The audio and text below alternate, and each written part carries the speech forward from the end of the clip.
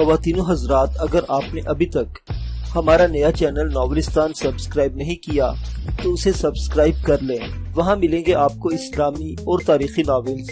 Channel کا link description میں موجود ہے۔ دیکھتے رہیے ناولستان اور اردو داستان۔ میری آنکھ کھلی تو سر قدرے بوجھل محسوس ہو رہا تھا۔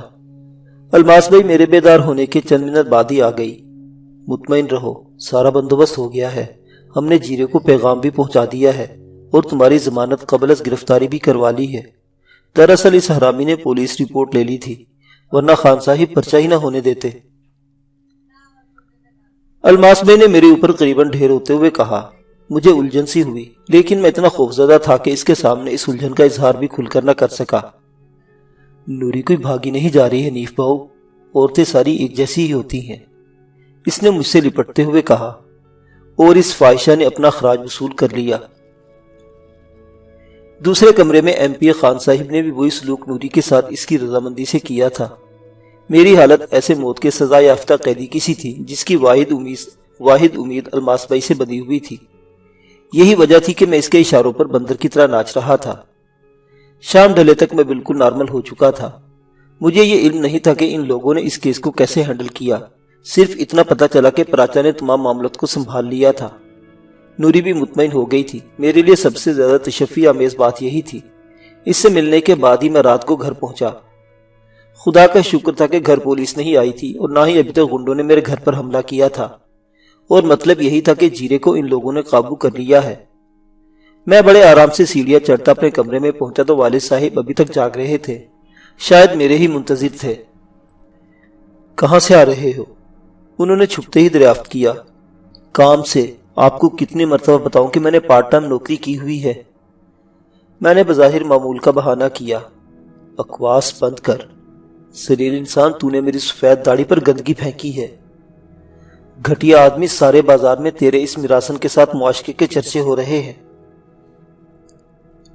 انہوں نے اتنے غصے اور زور سے کہا کہ ان کو کھانسی لگ گئی۔ والد اور بہن گھبرا کر اٹھ گئی۔ اس درمیان والد صاحب کو کھانستے کھانستے چارپائی پر ڈھیر ہو گئے۔ میں نے جب انہیں سہارا دینا چاہا تو انہوں نے پہلے دھکا دے کر پرے کر دیا، اور والدہ اور بہن نے بڑی مشکل سے انہیں سہارا دے کر بٹھایا۔ اس روز مجھے پہلی مرتبہ احساس ہوا کہ میں شدید بے غیرت ہو چکا ہوں۔ میری آنکھوں کے سامنے گزشتہ دنوں جو کچھ ہوا تھا اس کے بعد بھی کبھی میری غیرت نہیں جاگی تھی۔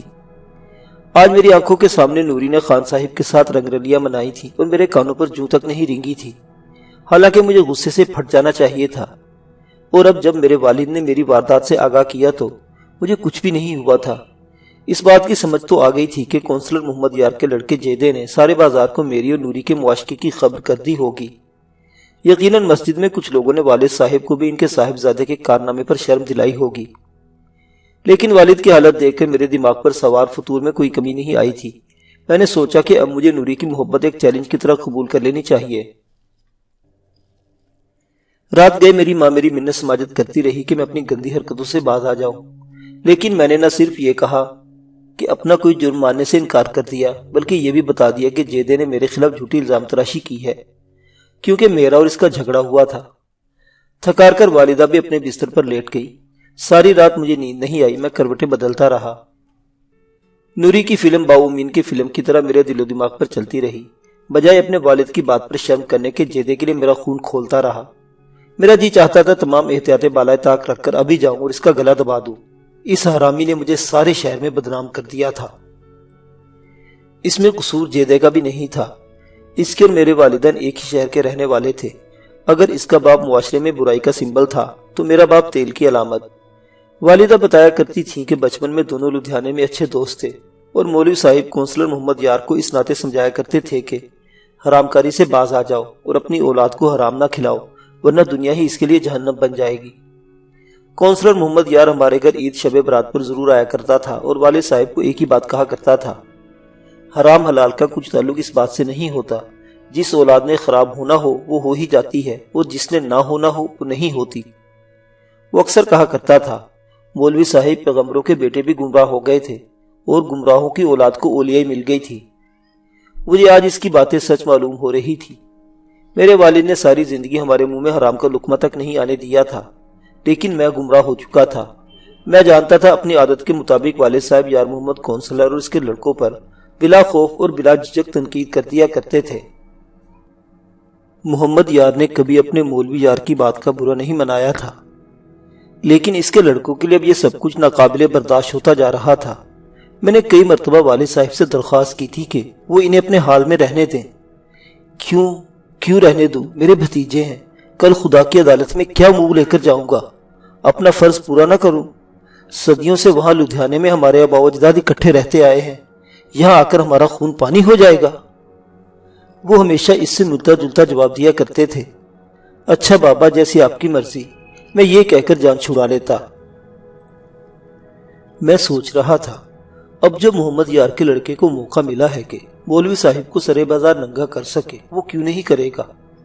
وہ تو بھلا ہو الماس بھائی کا جس نے مجھے تھانے کے چہری اور مار پیٹ سے بچا لیا، ورنہ وہ موذی اب تک جانے کتنے سود کے ساتھ اپنا قرض وصول کر چکا ہوتا۔ خدا جانے اسے الماس بھائی نے کیا دھمکی دی تھی، لیکن میری بدنامی سے اسی دنیا کی کوئی طاقت نہیں روک سکتی تھی۔ صبح میں جان بوجھ کر جلدی اٹھا اور معمول سے پہلے ہی سوچا کہ دفتر چلا جاؤں تاکہ زیادہ محلے والوں سے واسطہ ہی نہ پڑے، لیکن برا ہو دینو پہلوان کا، جو ہمیشہ کی طرح میرے راستے میں سد سکندری کی طرح کھڑا تھا۔ اور سنا باؤ حنیف بھائی، بڑا ہاتھ مارا ہے شہزادے، یار ہمیں بتایا ہوتا، وہ تو اپنے سائیں جی کی بڑی پکی مریدنی ہے، دینو پہلوان نے چھوٹتے ہی کہا۔ پہلوان جی، آپ کی بڑی مہربانی، میرا دماغ پہلے ہی بہت خراب ہے، مجھے تنگ مت کریں۔ میں نے دینو پہلوان سے درخواست کی۔ اوہ لو بھائی، بھلے کا تو زمانہ ہی نہیں رہا۔ او شہزادے، ہم تو تیرے ہمدرد ہیں یار، تیری مدد کرنا چاہتے ہیں اور تو ناراض ہو رہا ہے۔ پہلوان نے شکایت بھرے لہجے میں کہا، آپ کی مہربانی، میں نے کہا اور آگے بڑھ گیا۔ باؤ حنیف، شہزادے جب تو کہے اسے یہاں بلا لے، وہ اپنے سائیں کی بڑی خاص مریدنی ہے اور ایسے نسخے دوں گا کہ ساری زندگی تیری غلام رہے گی۔ میرے کانوں میں گلی کی نکڑ تک پولیس پہلوان کی منحوس آوازیں پڑتی رہی۔ گھر سے دفتر پہنچنے تک جو بھی محلے دار مجھے ملا، اس نے کل کے واقعے کے متعلق ضرور اظہار کیا، جس کا مطلب تھا کہ جیدے نے مجھے محلے میں خاصا بدنام کر دیا ہے۔ اس کے لیے یہ کوئی مشکل کام نہیں تھا، اس نے تو صرف شیدے نائی کی دکان پر یہ واردات پہنچائی ہوگی، باقی کام شیدے نے خود ہی کر لیا ہوا تھا۔ دفتر میں سارا دن میرا خون جوش کھاتا رہا۔ جیدے نے مجھ سے بڑا بھیانک انتقام لیا تھا۔ مجھے علم ہوا کہ اس کے سر میں 7 ٹانکے لگے ہیں، اگر وہ چاہتا تو بآسانی اپنا بدلہ لے سکتا تھا، لیکن الماس بھائی کا حوالہ کام آ گیا اور میری جان بچ گئی۔ یہ بات میں بھی کہتا تھا کہ اس کی حالت علم ملائے ہوئے زخم خوردہ سانپ جیسی ہو گئی ہوگی اور وہ وقت آنے پر ضرور ڈنک مارے گا۔ وہ بھی کوئی عام قسم کا بدماش نہیں تھا، 2-3 محلوں میں تو اس کی ہیروئن عام ملتی تھی۔ مقامی تھانے کو اس کی طرف سے باقاعدہ ماہانہ دیا جاتا تھا، تھانے میں اس کا اچھا خاصا اثر و رسوخ تھا۔ یہ تو میرے سامنے کی باتیں تھی کہ محلے میں جب بھی کبھی پولیس آئی اور پولیس ملزم کے درمیان دلال کا کردار وہی ادا کیا کرتا تھا۔ شام تک میں وہیں بیٹھا کوڑتا رہا۔ ابھی دفتر سے باہر نکلا ہی تھا کہ سامنے سے پراچا آتا دکھائی دیا۔ میں جانتا تھا کہ پراچا ہی کو انہوں نے کام کے لیے رکوایا تھا۔ وہ خاصا بااثر دکھائی دیتا تھا۔ پراچا سیدھا میری طرف آیا۔ یہ ہماری کوئی دوسری تیسری ملاقات نہیں تھی، ہم کئی مرتبہ الماس بھائی کے ہاں مل چکے تھے، لیکن وہ میرے ساتھ بڑی گرم جوشی سے بغلگیر ہوا تھا۔ یار تم فکر نہ کرنا، مجھے تو جیسے ہی خان صاحب نے فون کیا میں نے ارد گرد کے تھانوں کو ہلا کر رکھ دیا۔ میں نے کہا، اوئے ہمارا بھائی ہے باؤ حنیف، خبردار اگر کسی نے اس کی طرف میلی آنکھ اٹھا کر بھی دیکھا۔ اس نے ملتے ہی احسان جتلا دیا۔ یار تمہارا بہت شکریہ، لیکن میرے لیے بڑی پرابلم ہو گئی ہے۔ جیدے نے سارے علاقے میں مجھے بدنام کر دیا ہے۔ تم جانتے ہو میرے گھر والے شریف لوگ ہیں، والد صاحب کی صحت پہلے ہی خراب رہتی ہے، وہ بڑے پریشان ہیں۔ یار پراچا، میں جیدے کو سبق سکھانا چاہتا ہوں۔ میں نے اپنے پھپھولے پھوڑے۔ گالی کوئی نہیں یار، تم حکم کرو باؤ حنیف، اس کی بدماشی کی ایسی کی تیسی، وہ کوئی ہم سے بڑا بدماش ہے۔ پراچا نے مجھے حوصلہ دیا۔ وہ آج پیدل ہی آیا تھا، میری موٹر سائیکل پر بیٹھ کر ہی ہم دونوں ریسٹورنٹ کی طرف چل دیے۔ یہاں پراچا کی میز ہمیشہ ریزرو رہا کرتی تھی۔ پراچا نے پرتکلف چائے کا آرڈر دیا تھا اور ہم دونوں آپس میں گپ شپ کر رہے تھے۔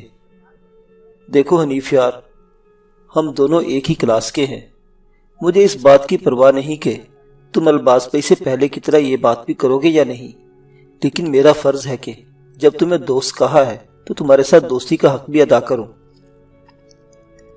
خان صاحب مرد آدمی ہے، اس کے ہاتھ بہت لمبے ہیں۔ الماس بھائی کی ساری اسکیم یہی ہے کہ وہ خان صاحب کو اور دوسروں کے درمیان واسطہ بنی رہتی ہے۔ میں کہتا ہوں تم خان صاحب کے ساتھ ڈائریکٹ ہو جاؤ، کسی بھی طرح اس کو درمیان سے نکالو۔ جہاں تک نوری کا تعلق ہے، تم اس غلط فہمی میں نہ رہنا کہ تم نے اسے خرید لیا ہے۔ وہ الماس بھائی کا مال ہے، اچھے ہڈ پاؤں کی لڑکی ہے اور اس کی محلے دار ہے، اسے الماس بھائی کسی بھی جگہ استعمال کر سکتی ہے۔ میرا مطلب یہ ہے کہ تم ہوشیار رہنا۔ میں جانتا تھا پراچا میرا کوئی رشتہ دار نہیں ہے، نہ ہی اسے میرے باپ کی طرح میری فکر دامن گیر تھی۔ وہ اگر ہمدردی سے بات کر رہا تھا تو یہ بھی اس کا ایک پس منظر تھا۔ وہ خود ایک بڑے اخبار کا کرائم رپورٹر ہونے کے علاوہ بہت پہنچ والا آدمی تھا، اور اسے غصہ اس بات کا رہا ہوگا کہ الماس بھائی درمیان میں آ کر اس کے حصے کا خاصا مال ہڑپ کر جاتی تھی۔ لیکن اگر وہ صرف ہمدردی یا خدا خوفی سے بھی یہ مجھے سمجھا رہا تھا تو میں اسے کیسے بتاتا کہ اب ہوشیار رہنا یا نہ رہنا میری لیے بس کی بات نہیں رہی۔ اب تو میں قدم قدم پر الماس بھائی کا دستے نگر تھا۔ اس نے نوری سے متعلق مجھے کوئی نئی اطلاع نہیں دی تھی، لیکن میں نوری کو نہیں چھوڑ سکتا تھا۔ اس کی شکل پر نظر پڑتے ہی میں بولا ہو جاتا تھا، میرے تن بدن میں چنگاریاں سلگنے لگتی تھی۔ نوری نے جان بوجھ کر یا انجانے میں مجھے جنسی لذت کے جن جہانوں سے روشنائی وہم پہنچائی تھی، اور اس کے بعد تو اسے چھوڑنا میرے لیے ممکن ہی نہیں تھا۔ برا ہو باؤ امین کا، جس کے گھر میں نے وہ فلم دیکھی تھی۔ میرا ذہن بار بار جیدے کی طرف جا رہا تھا۔ میں چشم تصور سے اس منظر کا احاطہ کر رہا تھا جب میرے شریف والد کو اس نے بازار میں لوگوں کے درمیان روک کر میرے کرتوت سے آگاہ کیا ہوگا۔ حیرت تو اس بات کی تھی کہ وہ کمبخت مرہم پٹی کروا کر سیدھا بازار ہی آ گیا تھا، گھر شاید گیا ہی نہیں تھا۔ یہ تو مجھے بعد میں علم ہوا کہ اس نے گھر پر تیمارداری کے لیے آنے والوں کو میرے کرتوت پہ اور خود پر گزرنے والے سانحے سے آگاہ کیا تھا۔ پراچا یار، اس جیدے کا کچھ ہونا چاہیے۔ میں نے پراچا سے دل کی بات کہہ دی۔ کوئی بات ہی نہیں حنیف بھاؤ، تم بے فکر ہو جاؤ یار۔ اچھا یار، دراصل میں ایک کام سے تمہارے پاس آیا تھا۔ یار ان سے کام ہے، یہ کہتے اس نے اپنے دفتر کا ایک کام بھی بتا دیا۔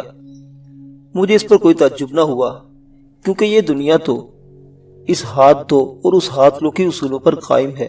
میں کوئی مریخ کا باشندہ تو نہیں تھا کہ میرے ساتھ کوئی اور قسم کے رولز اینڈ ریگولیشن اپنائے جاتے۔ ٹھیک ہے پراچا صاحب، کل آپ کا کام ہو جائے گا، لیکن جیدے کا کام ابھی نہیں کرنا، ابھی وہ ٹھیک ہی ہے۔